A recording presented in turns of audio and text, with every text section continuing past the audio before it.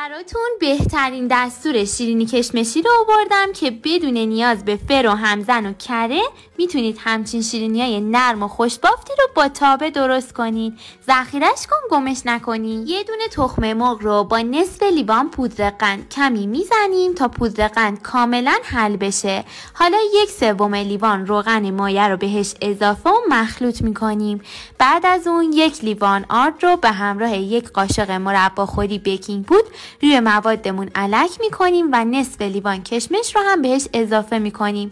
هم میذاریم تا یه خمیر کاملا چسبنده به دست بیاد. دستامون رو کمی چرب میکنیم. از خمیر قلقلی هایی به اندازه گردو درست میکنیم و با فاصله داخل تابه چرب شده یا کاغذ روغنی دار میچینیم. روی شیرینی ها رو کمی با انگشتمون صاف میکنیم. در تابه رو دم کنی میذاریم و روی شعله پخش کنه از قبل گرم شده به مدت 20 دقیقه قرار میدیم تا پخته بشن. زیرشون که طلایی شد یعنی آمادن. نکته‌ای که داخل کپشن نوشتم کمک میکنه تا شیرینی هاتون تا چند روز نرم و تازه بمونن. نوش جان.